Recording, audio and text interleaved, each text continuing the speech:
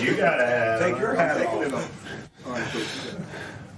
First of all, Merry Christmas. I wanted to first just congratulate Chuba Hubbard, NFC Offensive Player of the Week.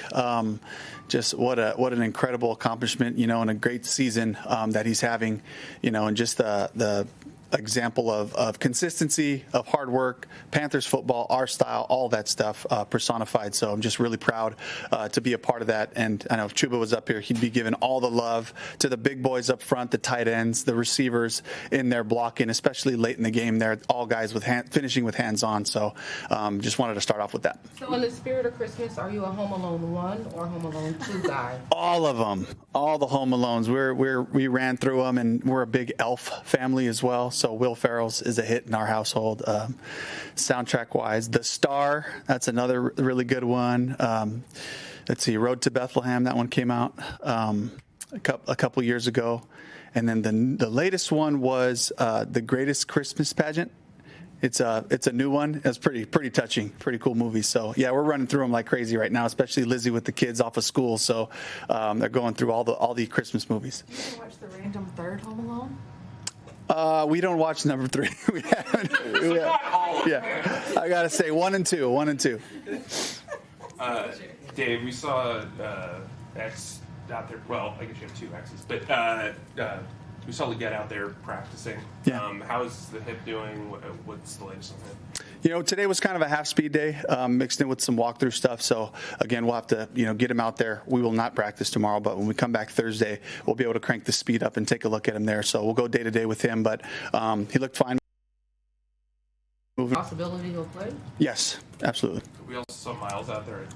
I don't know how much he's been out there since the injury, but is this just kind of part of the onboarding process? Yeah. Just every day he's got to go out there and just continue to, clear the protocols, really, and just take it day by day.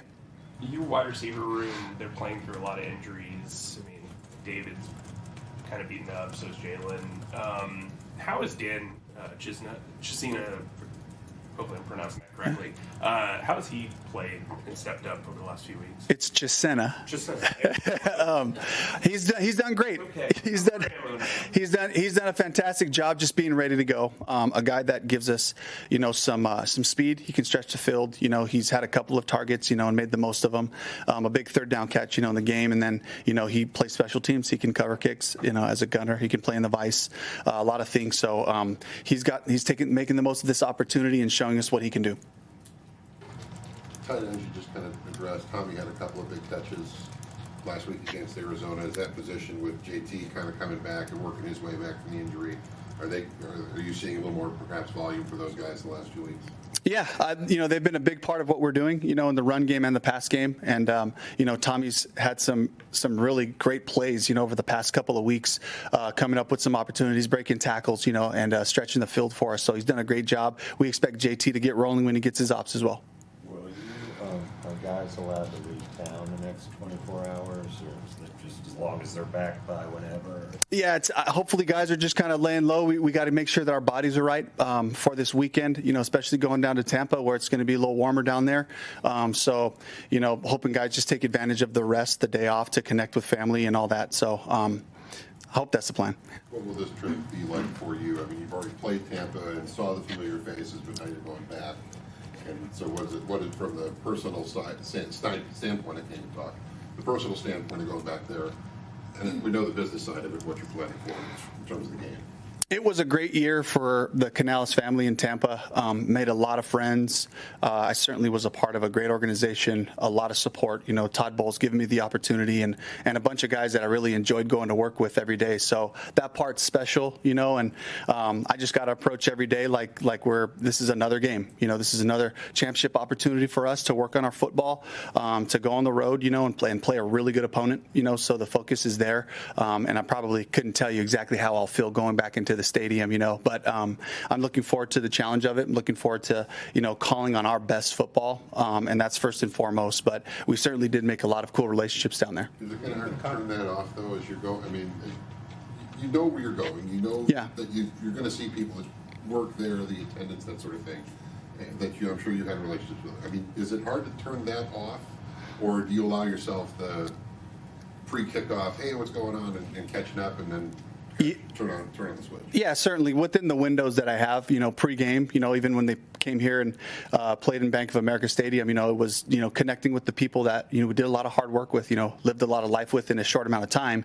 But I'm sure it'll be the same that way, and I think for me, like I always use gratitude as a grounding force for me, whether it's here, whether it's on the road. And this is just another opportunity to be grateful for opportunities, to be grateful for a lot of people that, these seasons are long. You go through a lot, and so for me, I'm sure the overwhelming feeling would just be thankfulness, gratitude, which will just, point me right back to our team and what we're working on and focusing on finishing strong. Were you even contemplating this time last year that you could become a head coach after 1 year as a coordinator?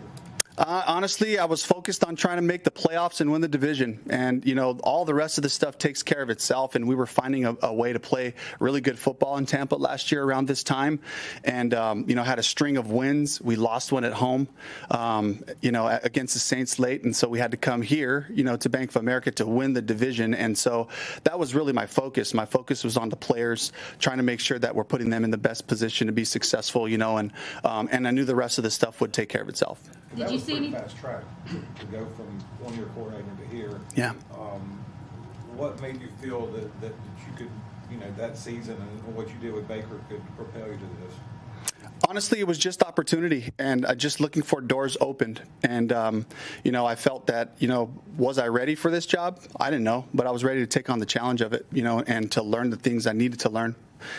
Don't know what you don't know, so you got to just go for it. And that's kind of just been a recurring theme of my career is when there's an opportunity, I'll volunteer myself for these opportunities, knowing there's some things I'm going to have to learn, but also knowing that there's a bunch of great people around me that could help me make decisions, and I got to talk about Coach Caldwell. I got to talk about Dom Capers, and the influence they've had, on me this year. And of course, Pete Carroll in my back pocket at any time, really available at any time to take a phone call or a text. And so a bunch of people that I'm grateful for, and for sure this staff, of guys that I got to know, the defensive staff that was here, and then the offensive staff and people that I worked with before who knew the culture that we were going to try to put into place. And so I knew that I had a lot of great help coming into this. You mentioned a bunch of former coaches there. Did Ron Rivera was in the building Sunday calling the game? Yeah. Did you get a chance to see him before the game or after? I did not. I was not able to see him in person, but I just got to say Coach Rivera has been so supportive throughout this whole time, encouraging, chiming in on watching our games and saying, hey, I see the progress here. I see where you guys are challenged in this area. See, these things, keep up the good work, and stay consistent with your messaging. Just keep a consistent focus that way so that the guys have something to lean on. And so he's been really encouraging, this whole season. Did you see anything from the Bucs a couple weeks ago as opposed to when you were there last year that was maybe different from an offensive side? Absolutely. I think Liam Cohen's done a great job. We tried to lay a foundation and kind of learning year one in a system, and Liam has experience in the same system when he was in LA, and then he ran a bunch of different things, including parts of the system at Kentucky, and really added to it and added some flavor. And so I watched them on film, and I kind of covet, some of the cool things that he's been able to incorporate, with this group, and he's done a great job of just with the changing dynamic of their receiver room, getting the ball to different players different ways, and using Rashad White and Bucky Irving. So he's done a great job of that, and it's just it is kind of strange, to watch the familiarity of some of the guys. See Baker take strides continually, improving his game, and that offensive line, just really solidifying themselves, adding a few people, but the growth all across the board. So it's going to be a great challenge for us, knowing that this offense does have some firepower in the run game and the pass game. Dave, you brought up having gratitude for assistant coaches too. Your name's obviously attached to Bryce, but what has Will Harriger brought to that room and to Bryce and to Andy and really the offense? Yeah, Will has done a fantastic job. He has taken all of the basic fundamentals of our QB school, the things we take our guys through, the footwork drills.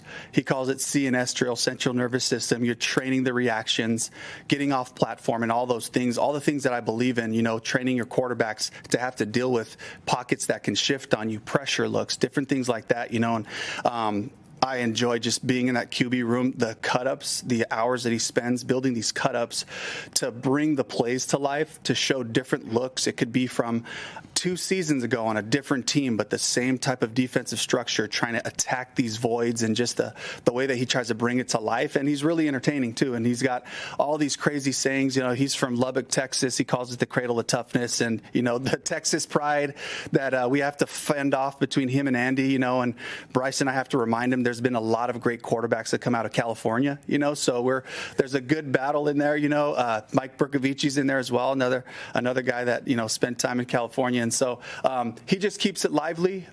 He does a great job, you know, and I got to say, like, you know, as far as, you know, the growth of our quarterback room, the production and all that, there's nobody more important in that room than Will Harriger and the work that he's been doing with those guys. When Joe was asked about Ron, he gave you a lot of credit when I was talking to him the other day for the development of Bryce and the way you brought him along. And when I asked you about the play calling, he feels like that you have significantly changed the way you call a game with Bryce. And what do you say to all that? I'm just curious, how much is that? Is just him seeing that, or is that actually something you consciously had to do? I mean, it's, first of all, like, I appreciate Coach Rivera's, you know, encouragement on that. And I think it's just at the heart of, you know, the guys that I admire around the league, the play callers and the people who develop quarterbacks and offensive systems. They try to find what's best for their group. And they're so committed to that you can see things added. You can see things leave from concepts that I know they love, concepts that I know they are a part of their system.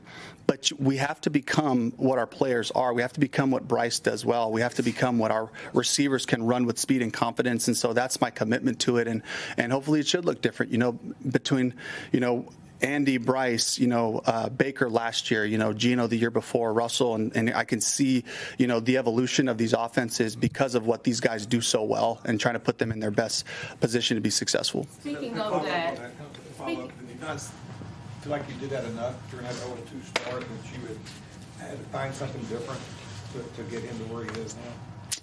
It's a part, yeah. It was a part of the learning process. You know, that stuff takes time. It does. So it's regardless of who it is. You know, last year it was Baker, and it took weeks, you know, to find that sweet spot, and then we grew and grew, and then it got tighter and tighter, and then you just start reformationing the same type of concepts, the things that he does well. You know, so it's about becoming something. You know, it's a part of the process. speaking of your development, Hold on 1 second. We're going to do Bash Time, we're going to do Jeff, and we're going to do Darren. thanks. Speaking of your development of quarterbacks, given your work with Gino, Baker, and now Bryce, you've been given the moniker quarterback resurrector. How do you feel about that? And is that something that you embrace? Not really. I honestly, like, to me, the credit goes to these men. It goes to guys who are committed to excellence. It's all about these quarterbacks. It's all about Bryce, the courage to just continue to improve his game, to stay with it, to grow, to take in the concepts, to own it, you know, to make really great decisions, to verbalize the things he likes and he doesn't like as we go through the week. It's a willingness for these guys to be vulnerable. It's a willingness for these guys to work at it, you know, and to believe that they have greatness, to believe that they can have success and they can do these things. And so I just got to pay attention to the things they're telling me verbally and non-verbally, and then try to just make sure that we incorporate that part into what we're doing. Hey, Coach, the wide receiver room was filled with the undrafted guys. What do you need to continue to see from them, from those young guys, and do you see an increased role for Tompkins going forward? Just week-to-week improvement. That's the focus for our guys. You know, we're playing the Bucs, so we're looking at coverages. We're looking at matchups. We're looking at how they play press man and all the different shells and looking at our concepts and trying to be tight on the details. And that's the focus for the guys. So just looking for them to take another step. Is that what Leggett and Coker were working on in the corner, the press coverage? Yeah, they're just working different leverage, different setups at the top of routes and stuff like that. I'd love to see those guys working together and just working on their game, working on their team. That's the motto. That's the message for the guys. That's our approach every day. Right. Dave, Cass was trying to get in, so I'll yield my time to the distinguished one from Alabama. Thank you.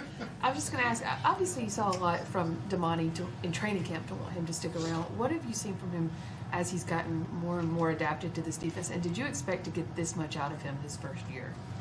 My expectations are always wide open for whatever players want to make it and whatever they want to become.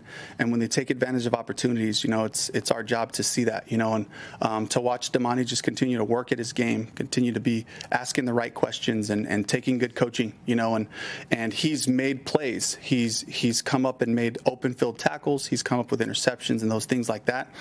He's got so much he needs to work on. He's got so many things that can be cleaner from a communication standpoint, accountability, playing his leverage, doing all the things exactly right. It's not just about making plays. It's about doing things right longer than the opponent, and that's the goal for Damani. That's the challenge for him. He's got to realize the weight of this opportunity to continue to press in and to make it so that his teammates can count on him at all times. And so that's what I hope for him, is that he continues to press in and strive, to be somebody that your teammates can count on and respect. No, go ahead. I'm good. All right. Thanks, Coach. All right, thank you. Thank you. Merry Christmas.